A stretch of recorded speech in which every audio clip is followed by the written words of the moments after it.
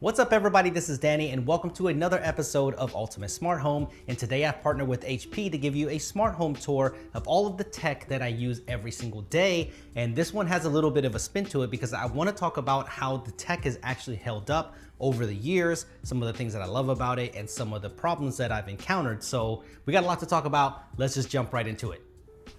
We're gonna have to go outside for the first one. So first let's talk about the Nest Hello video doorbell, and I've been using this pretty much since launch, and I love it because it works just like a security camera, so you get 24/7 recorded footage. It works perfectly with the Nest ecosystem, and I can see it all in one app with all of my other cameras, and it's just really convenient. And this is definitely my favorite feature, how it works with the Google Hub Max. Danny is at the front door.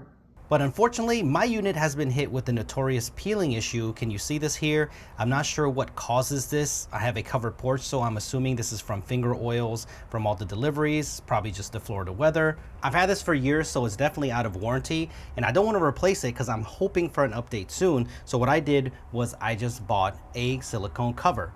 Pretty easy to install. All you have to do is slip this cover on, and I think that it minimizes that cracking look here. It makes it look a lot better than it did, and this is the updated version with the big enough cutout for the night vision, so that works perfectly. There's also a black one too, so if you're interested, I'll leave a link down below. Next thing I want to talk about and update you on is my smart lighting. So for the smart bulbs, I'm still using the Philips Hue ecosystem, and for the light switches, I'm still using the Legrand Radiant collection. So nothing has changed there, but if I had to do it all over again, I would just buy less of everything. I have too many smart switches that don't need to be smart, and I have too many smart bulbs where they actually don't need to be. So only buy what you need to buy because it just really takes up a lot of bandwidth and it's really not worth it. Here's a great example. I'm in the kitchen. There are 6 BR30 full color bulbs in the ceiling because when I first moved into this house, I'm thinking, oh, I can change the colors and I can make it look really cool in here. I can't even remember the last time I changed color in the kitchen. So just do yourself a favor and buy the color temperature that you're going to use, and then just put a smart switch on the wall, get full smart home control for literally a fraction of the price. Now, don't get me wrong, if you have the money, the Philips Hue ecosystem is super nice. They play nicely with each other, and in my living room, I have multicolor BR30s in the ceiling, a light strip behind the console, and watching movies with entertainment zones. It's really nice with the HDMI sync box. And while it is super cool, it is flashy, just think about if you actually need this and how much you're gonna use it, because just the light strip behind the TV, the HDMI sync box, and maybe a couple of bulbs will run you well over $500. So it's something to think about. The next thing is something that I never considered traditional smart home, but the way that it fits into my connected life, I appreciate it more every single day. I've been using the HP Envy Pro 6455 as my printer since the beginning of the year, and as you would expect, it works great as a printer. It's affordable, it looks clean with this modern design, and it's connected with all of my devices, so it's super easy to print wirelessly. That's great and all, but where the magic happens is HP Instant Ink, because it solves my #1 problem with printing, and that is keeping up with ink levels. I can guarantee you that you tried to print something before, you ran out of ink, so you had to drop what you're doing, rush to the store, make sure you are buying the right ink. Yep, it's a big mess, but I'll never have to do that again because with HP Instant Ink, the printer does all of that for me. It keeps up with my ink levels automatically, and when it gets low, it lets HP know, and the right and genuine ink gets delivered to my doorstep before I run out, so I'll never run out of ink again. What's even better is that it's super affordable. Plans start as low as 99 cents, but the one that I'm on is the $5 plan, which costs less than a cup of coffee, and it gives me exactly what I need. You save up to 50% on ink, and if you buy a new eligible printer, you get to try Instant Ink free, so this is a no-brainer. And if you have an HP printer already, there's a huge chance that it's compatible, so all you need to do is sign up. You can change your plan or cancel anytime, so there are no strings attached. You only pay for what you print, so this is well thought out, even down to the environmental impact. Every new Instant Ink package comes with a prepaid label bag, so you can recycle your old ink cartridges and at no cost to you, and they will repurpose them into new cartridges, so kudos to HP on this. They really did think of everything. So I'll leave a link down below for more information. It's definitely a huge time saver for me and my family. I think you're gonna dig it. So the next update is the Smart Kitchen, and if you want to see a full tour of this, we did a video earlier this year, so I'll leave a link down below for you. But I'm definitely still using the Legrand wireless charger built into the plug, which I find so convenient. The Samsung appliances that we have are working great so far, and Family Hub is still working great because we still use this as a hub for all the pictures. We just recently went on vacation to Hawaii. It was one of the best vacations ever, such a beautiful place, but we can get reminded of that every single day right here, and we still use it for calendars and things like that. But the one thing that I don't like is Bixby. It just doesn't work well as a hub, and that's why I'm still using Google Assistant. But the new Family Hubs that just got announced, they have Alexa built in, which is great. So I think that's gonna be a big step for this fridge. So I'm gonna keep it real. After owning this for years, I really don't use a lot of the smart functions. Now, things like the door alerts, where if the kids leave one of the drawers open, it will notify me so we don't get spoiled food. That kind of stuff is great, but I rarely use the camera that's inside or anything like that, so your use may vary. But the great thing is it works perfect as a fridge. I've had no problems with the cooling in it. I love the configuration of this.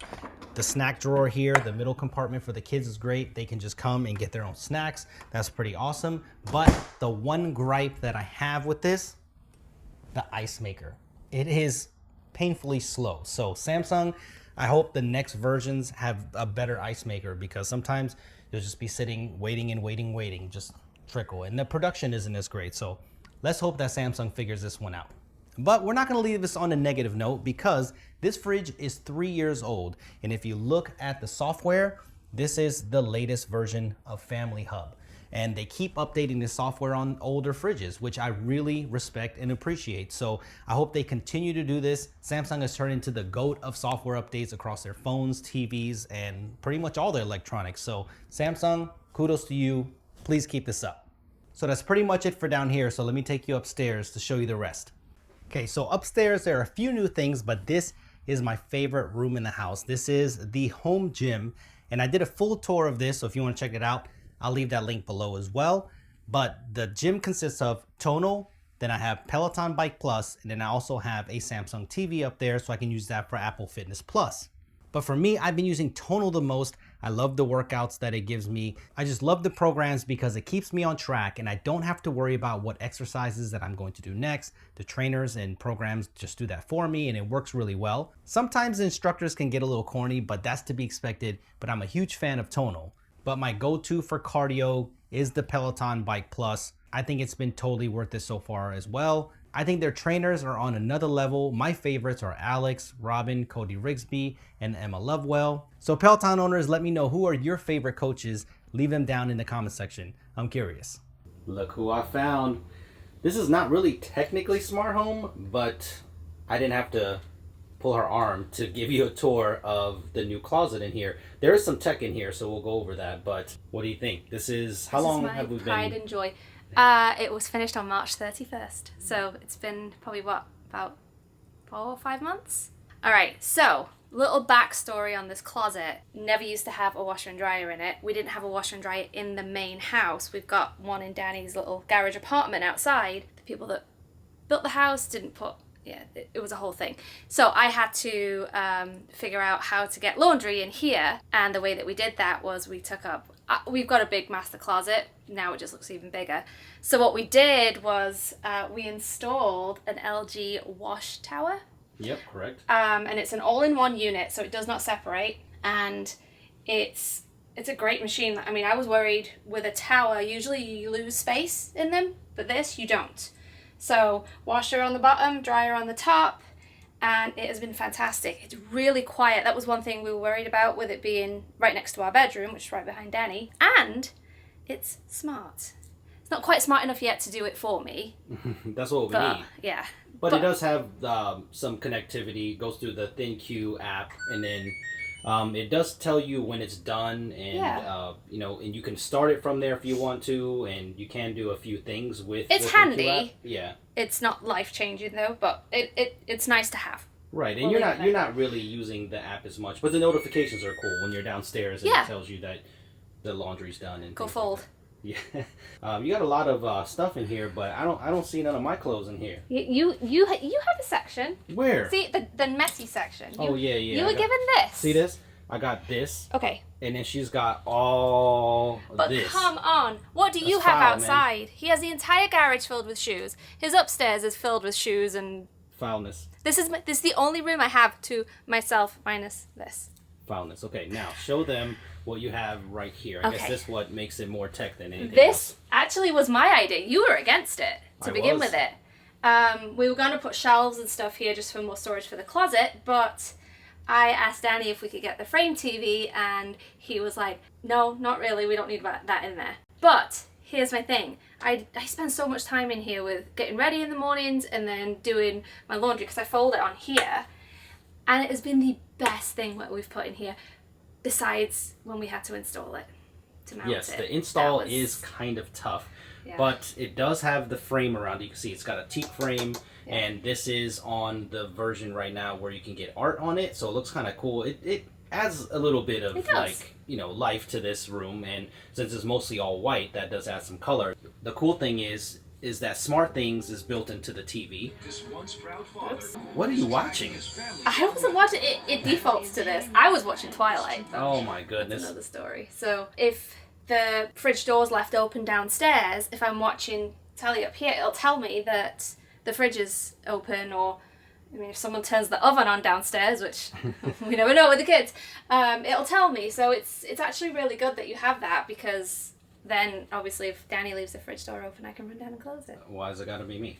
But yeah, it's kind of nice that the SmartThings is right here. So for all the people who say that I'm a Samsung fanboy, you can't have Samsung and LG in the same place. That's No. just impossible. So you can just kill that right now. All right, so that about does it. Oh, you trying to show me up on sneakers over here? These are Pineapple Air Max 90s. my Hawaii shoes. She's already getting ready for the next Hawaii trip. So thanks for watching this video. We got a lot more smart home stuff coming up, so make sure you stay tuned for that. Hit that like button for her sneaking in at the very end of this video, and we will see you in the next one. Bye.